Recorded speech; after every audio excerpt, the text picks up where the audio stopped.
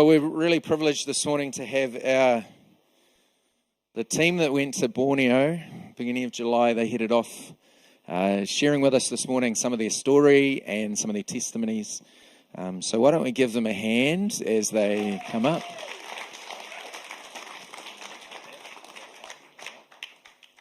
That's good. Terima kasih, Pa Lawrence. Thank you. The team of us are excited to share. It's been a few weeks because we left on the 1st of July for our trip overseas.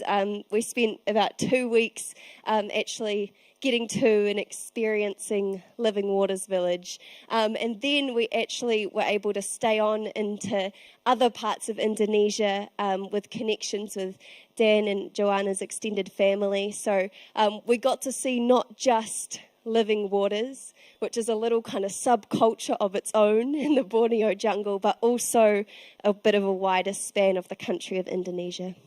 And that was our great privilege.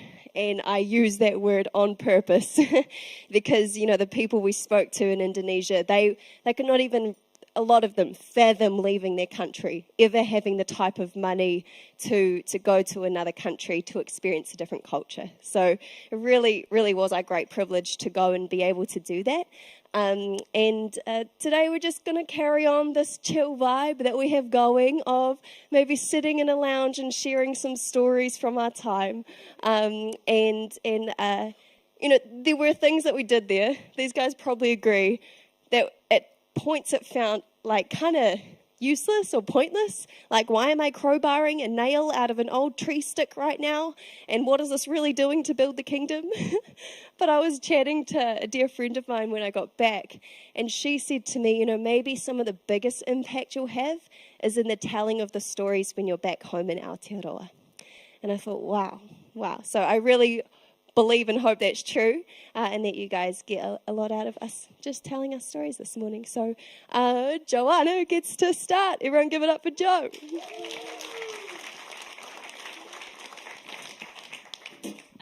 First of all, I just want to say thank you all for your support, like whether it's financially or praying for us. That meant a lot to us.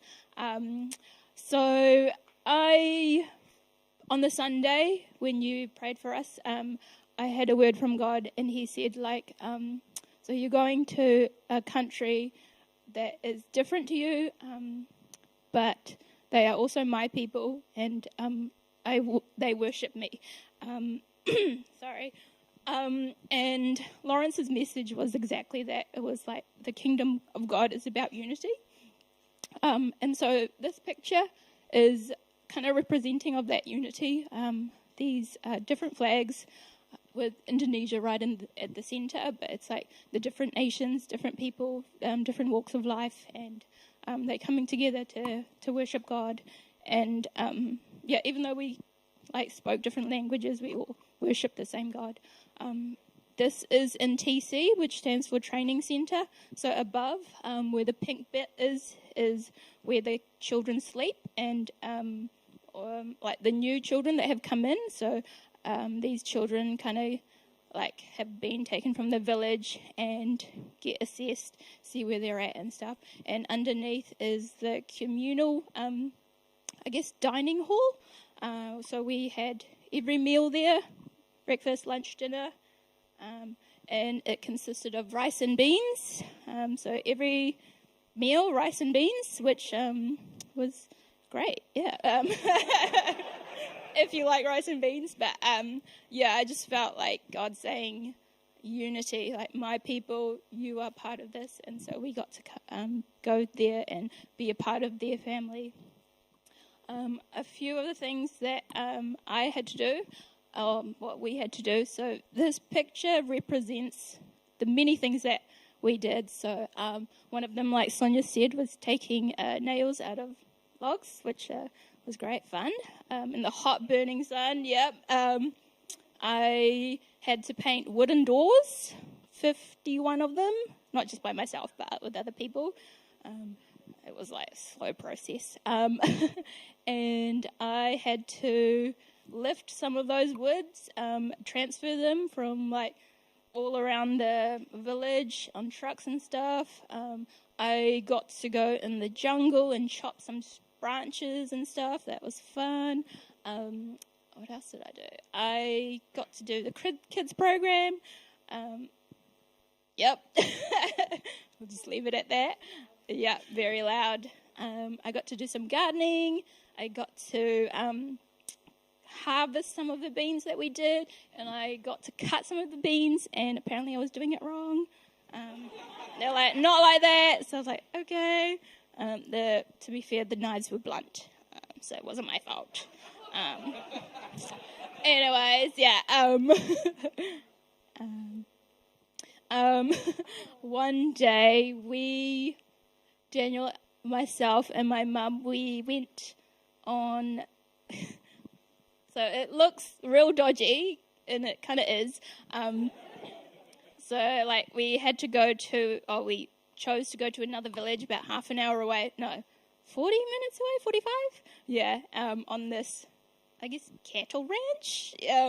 And I made the comment, I was like, oh, it looks like people smuggling, which it kind of did. But then it was like happy people smuggling. Like, they were all happy, cheery. Well, I guess most of us, we counted about 45 people in there, so it was very packed. And then on the way back, there was like stuff all around the truck. But that was an experience in itself. So a real fun experience. One, if you can't really see that, but it's a scorpion. It was quite funny. It was underneath like the logs that I was lifting up, and they were like, look, a scorpion. And then me and this Dutch girl was like, oh my gosh, scorpion. And they killed it for us, and so we kind of had to take a photo. We got to take a photo of it. But not that one, but apparently they found a snake and ate it. Yeah. Daniel ate some too. I didn't want to try. But yeah, I really enjoyed my time there. It was something, I didn't expect it. Oh, no. When I got there, it was a bit overwhelming. All how big it was, how big the village was, and how many people there were. There was, lots of people. But one of the things I kind of hoped was to make connections with people, and I fortunately was able to speak a little bit of the language, so I was able to understand them. And one of this, I guess a young lady, wrote me a letter, and she said, I don't normally write letters, like I've been here 12 years or something, and this is like my second time writing a letter to someone, and so like that made such a big impact on me. And this little boy, 12 or so, he was new, and he's like, Kak Jo, kamu kaya gula, which means Kak Jo, you're so sweet, like sugar. And I was like, oh, that's just like melts your heart. I don't know if he was flirting with me or something, but like, just like this cute little boy. But yeah, I definitely loved my time there.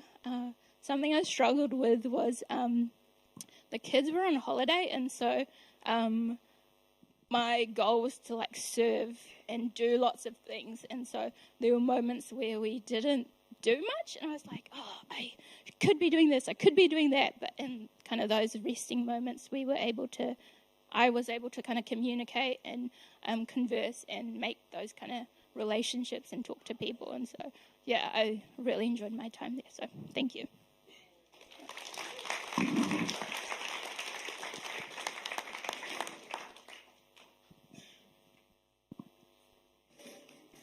Okay, so my name's Larissa, if you don't know. That's the name they decided to give me. So I have a story to tell, a little bit different to Joe. There were lots of things that I experienced and lots of stories I have to tell. But there was, in the village one day, I went off to go sweep the floor of like it was like the forest floor where they had like services and stuff sometimes, and I was the only one of our team there, and so it was something, the story kind of impacted me, and it gave me things to take away, and So there was only one other person there who was not Indonesian who spoke good English. And so I was waiting for our work to commence, and this girl, who was probably about 13, came up to me. And to my surprise, she started speaking a bit of English to me. And she didn't have perfect English, and I only spoke like a few words of Indonesian, like pisang, banana, which was not very helpful. Anyway, and then we had the standard conversation of like hobbies and names and those basic questions. And then we started to work, so we split apart. And then we had another break. There was lots of breaks during this time. Very different kind of culture over there. They're not like work. It's like break, work for a little bit, another break. And so she came up to me again. I was like, whoa, what's happening? And she started chatting to me, and it got quite deep this time.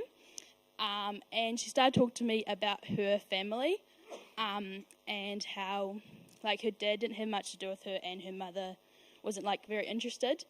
And she kept talking about this and how it made her, like even though she was in the village and very happy, she found herself like quite sad a lot of the time and crying. And so this really stuck with me. And it made me realise that, I've lost my point. So it opened my eyes to how like blessed I am to be here in New Zealand and with a family that like loves and cares for me deeply. And it made me really think deeply about the people around me. And although I have struggles and everyone has struggles in their life, the gifts and the blessings that I do have, how much I should appreciate them. So going home from this, it made me think differently about the way I like treat and appreciate like my parents and my siblings and my family. And although I obviously treat them nicely, I'm a person who loves to serve, and I have great joy in doing this. Sometimes though, I do often like practicing that in my family sometimes when I'm like tired. I'm just like, I just want to like watch TV or whatever. So when I went home, I tried to be more intentional about serving my family. And so from this story, there was kind of 3 things to sum it up that I took from it. Just because there's a language barrier doesn't mean someone can't feel listened to. She was like, kept on talking to me. I was like, wow, like I don't understand everything she's saying, and she doesn't understand me, but she felt open to talk to me, so it was real powerful. Just to be grateful of all the blessings that I've got from God, just to serve my family and with enthusiasm that I show towards others. Yeah, that's it for now.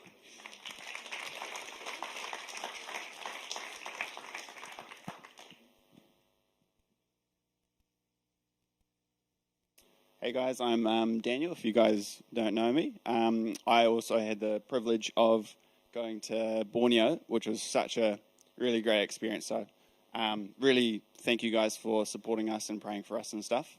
The first thing that I noticed in Borneo was, I guess in this picture they were worshipping, and there was a real sense of reverence or fear of the Lord. The people there really they express their joy and their love for the Lord like nowhere else. Like you would go there and worship and it would just boom. Everyone was singing with their hearts just out on their sleeves, and it was really awesome to see. The next one. I had the opportunity to work in the workshop as well, and the culture was really different. They would, you wouldn't have work and break. Everything was kind of the same. So you kind of just like work and talk to your mates, kind of work, do whatever. It was really different culture, and they seemed to just didn't hurry to go back home or anything. They were just, oh yeah, we'll go home now, and it was great. It was quite a cool cultural thing. Actually, funny story. One time, they were giving out coconuts to people, and so one of them had a machete, and he like cracked it open, gave me some coconut. I was like, oh, cool, sweet. Like, everyone starts eating it, and we're just like, oh, is this rotten or something? And then it turned out the guy had cleaned his machete with petrol, and then everyone had, like, petrol on their coconut, and they were like, no one said anything. And I was like, is this normal? They were like, nah. So that was a fun experience.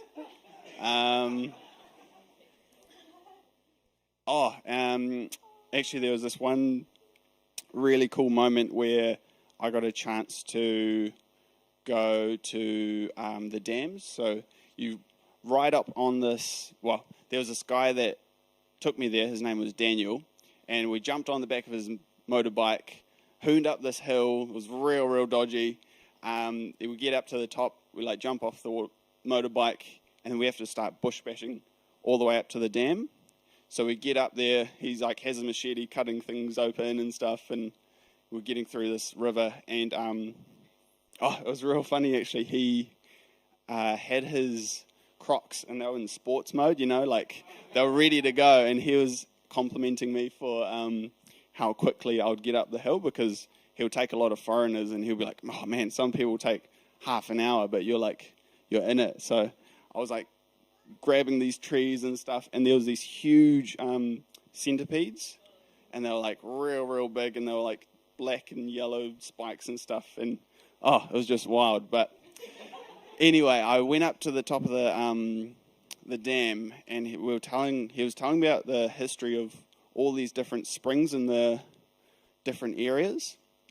And one thing he noticed was the smaller springs would actually give more water, which was really cool, because he told me in the first when there was only a small amount of people, they would only find a spring that would just survive for that amount of people. And whenever they needed more water, when there was more kids coming in, God would just provide way more water, and they would just keep finding these springs that they didn't know about. And there was such a cool thing that God really provided when they needed it. He wouldn't just have all this abundance of water. They slowly found these springs when they needed it. So that was really cool. Just a reminder that God is our provider. We don't really look for the worldly things, but we look for God and stuff. Yeah, and that's pretty much. Oh, and these kids were really cool actually. They were like jump around and hang on trees and find these like tiny little berries out of nowhere, and it was really cool. And this was up one of the hills, and and that's one of the views from the hill as well. And you can't really see it, but that says Jesus on the top there, which means Jesus in Indonesian. So everywhere they were just like proud and unashamed about their religion and God, and it was great. Yeah, so that's me. Thanks for that.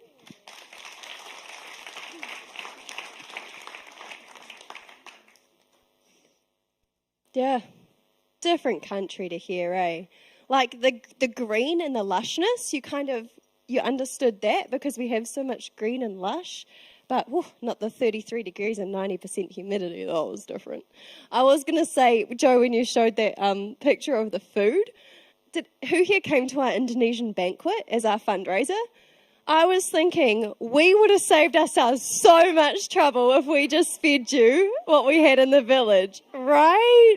I know. I was like, why did we go to so much trouble? That would have been authentic as well. But that's all right.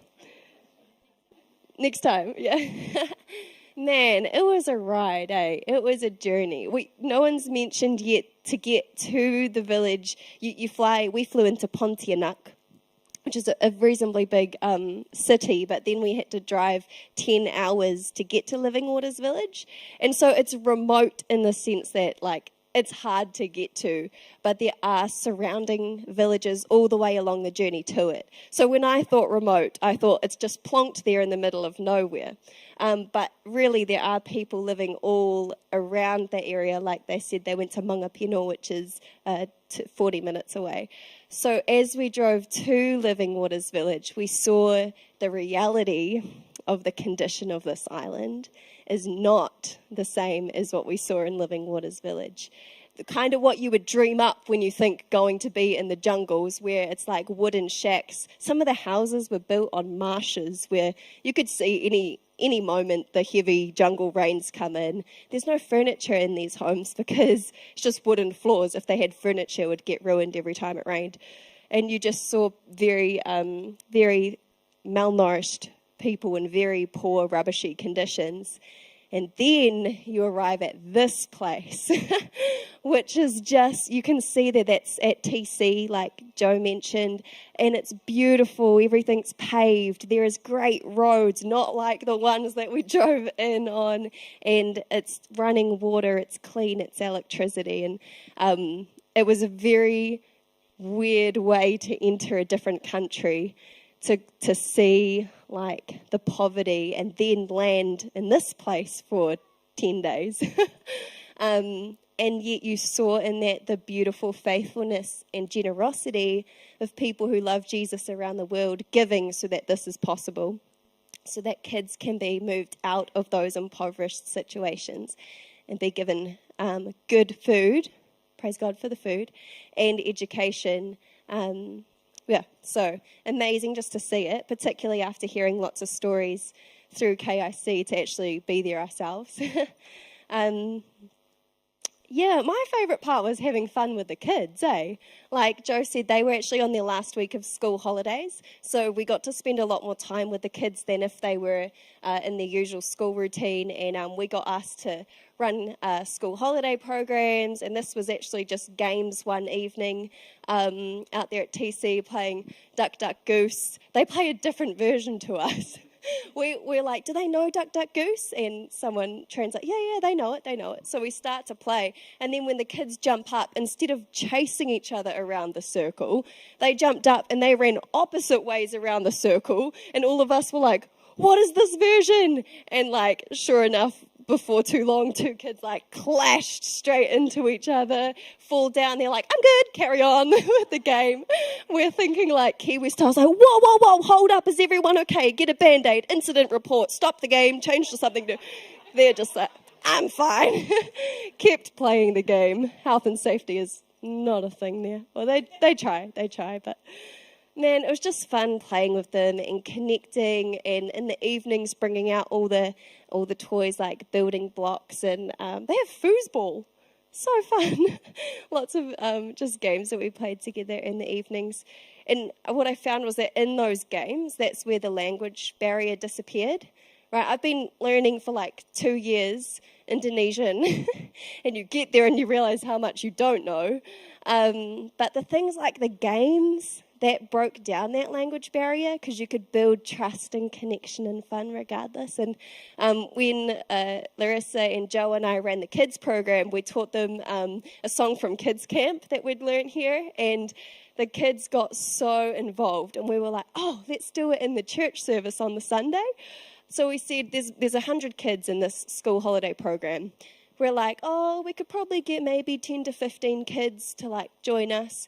So we said, okay, to these 100 or so kids, who would be interested in joining with us for Sunday night to do a dance? And we're thinking, we might get 5 kids and convince another 4.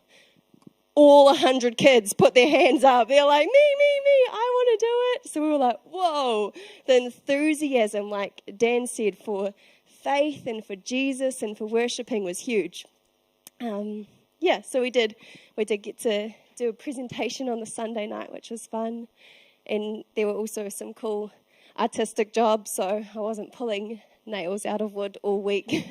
I did do quite a bit of that, and rubbish collecting, and other exciting jobs like that. But it was fun to contribute in all those many ways. With the language thing, I was saying with the dance, like it broke it down. But then there were moments, so that was like with the little kids, but then there were moments with like the teenagers and things where you might have some free time. You've heard there was quite a bit of free time where it's just like work, rest. You kind of have to in that kind of heat. It's impossible to like just keep going full steam. But I saw a girl sitting on a bench one day, and I saw that she was very downcast, very sad. And I was sitting across from her, and I thought, oh, should I sit next to her? So I go and I sit next to her, and she just looks very sad. And I say, are you okay? And she just stared blankly ahead and said nothing, didn't engage with me at all, wouldn't look back at me or anything. I thought, oh, okay. Holy Spirit, what do I do in this situation? And I'm praying, and what should I say? I don't want to touch her. That would be, confronting. Can I pray for her? Is there a word for her? And as I'm sitting there praying all these things, going, how do I help in this situation? She just stood up and walked away. And I stayed sitting on the bench and felt entirely helpless. And I felt, what is this white girl from New Zealand doing sitting on this bench in the middle of a jungle in Indonesia, completely helpless? Why am I here, and how can I contribute? And it wasn't like Activate on a Friday night where if someone's sad, I can come alongside and be like, hey, what's up? What's going on for you? And we can enter into dialogue and conversation and counsel and prayer and move forward. It was just like, I can do nothing here. And it got me thinking, and I was speaking to one of the people who are full-time missionaries there, and I said, once the basic needs for these kids are met, does it mean that all of this emotional trauma stuff comes up for them? And are there counselors, and are there people they can talk to if they want to about some of the really horrific backgrounds they've come from? And it gave me fresh perspective, because they said, first of all, yes, there are. There are house parents in each of the homes who journey with these kids and can talk through that stuff if they choose to. But this really opened my eyes. She said, for some instances, there are kids who come here who have had it rough, and they can actually just be kids again. She said they can actually come here and learn and play, and they play games for the first time. Like, that would have been some kids' first Duck Duck Goose game. And she said, actually, sometimes opposite happens. Sometimes instead of all of the trauma coming up, sometimes because they can just be kids, some of that stuff falls away for them. They might deal with it when they're a little bit older, but for that time of being children, they actually just get to be children. And that was really touching to me, because here I was with this perspective of like, we must have to counsel them, we must have to give them action steps, we must have to get them through all this trauma that's in them. And then she was like, actually, they just get to play now. And I was like, oh, praise Jesus. And so that was quite big for me to realize that, and to have some of my perceptions of how things should be done or things challenged was really good. And we're nearly there. We'll nearly wrap it up. Probably the last thing for me was to encourage you that, like, going to Living Waters Village or a different country, to us that was like, we're going on our mission trip, we're being missionaries. But to actually own the fact that we do that here as well in Aotearoa. Because a lot of people ask me, oh, what do you do back home? The other visitors and things. What do you do back home? And it's like a loaded question, because I have like 4 different random jobs. And by the end of the time there, I actually just started replying to people, oh, I'm a missionary. Because I'm doing all these weird different things, but the core purpose behind it all is to share the love of Jesus and to bring the kingdom of God to earth. And I felt that was something I knew but had forgotten, and God just placed in my heart again that actually Daniel and I don't have to give up our lives in Aotearoa and move to the jungles of Borneo to be missionaries. We can outwork the call and purpose of God in our lives right here in Aotearoa where He planted us. But also, wow, how amazing to go and see another country and see a different expression of the kingdom of God. So yeah, just to encourage you as well. You don't have to go to Borneo to be a missionary, to be a light for Jesus. Do that here. That's where most of you will do that. Yeah. Is that it from us? Any other thoughts that have popped to mind that people want to share? Nah, it was a hoot. We'll put on some photos post-service so you can see a bit more of the visuals into our time away. And just encourage you, if there's something sparked in your heart for global missions, whether it's for the country of Indonesia or something else, just to pray about that, press into that. Come and speak to someone in church about that. If you want to see another team go to Living Waters Village, express that you're interested. Don't wait for someone to be like, we're taking a team. Make it known if you're keen for stuff like that, I reckon. Also thank you so much for listening.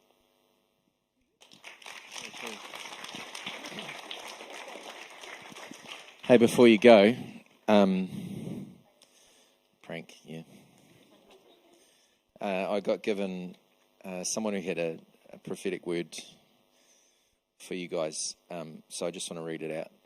The contributions you all made to the people of the village weren't just for the day on which they were made, or for the week, month, or even the year during which they were made.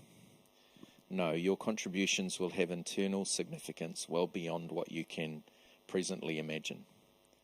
You faithfully and diligently sowed into lives, and although there were some language barriers, the Spirit of God knew no barriers. Some help from you, some encouragement, a smile, a touch, a prayer. The Holy Spirit transcended everything of a temporal nature and allowed you to communicate on a spiritual level. You won't see the full fruits of what you sowed in the village this side of heaven, but you will ultimately do so. And the Lord will say, well done, good and faithful servants.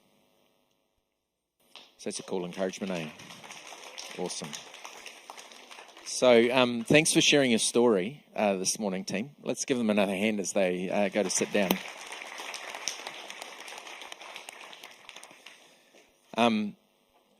One of the things I just want to probably just cap off a little bit.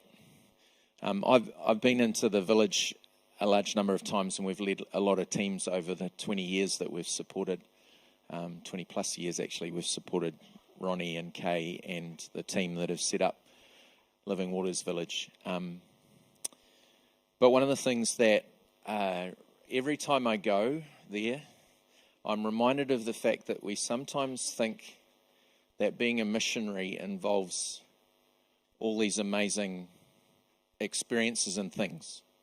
You get to stand up and speak to 100 people, or you get to share your testimony, or you sing a song, or there's all these imagery that we have of what it's like to be a missionary. And there's almost, sometimes I find that there's almost this glorified thing that goes with being a missionary. But actually what these guys, their story they told was, actually being a missionary involves the mundane. More often than it ever involves anything amazing or supernatural or mind-blowing. That actually living life out with Jesus as part of it is the majority of what it means to be a missionary. Does that make sense? And sometimes, and I just want to say, I just want to encourage us with that. I love what Sonya finished with in terms of saying, I'm a missionary right here in New Zealand. That's true of all of us. We're all on mission. 99% of that missionary journey is the mundane, the doing the everyday stuff of life with Jesus as part of it. And then now and then we get a taste of the absolutely awesome supernatural moments of God breaking in and we go, whoa, wish we could.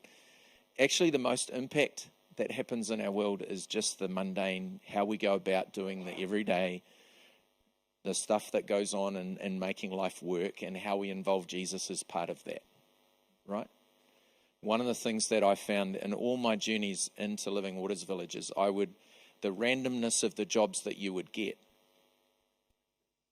But in amongst that was Jesus was always present. And the thing that inspired me was that the young people and the people that you're working with in the village, they were always super conscious that God was with them, whatever they were doing. And so there was a joy in the mundane because God was present. And so I want to encourage us today, you might not get to go overseas. Actually, for some of you, that's a good thing. Because it is hard work. It is tiring. It is challenging. You have to face a whole bunch of stuff that goes on. Your expectations, your own internal work is probably the biggest thing that goes on a short-term trip. Is you've got to deal with your own reactions and own things that are going on in your world. And often that's the biggest work that goes on a missions trip. And for some of you, it's a good thing probably that you don't experience that. That's okay.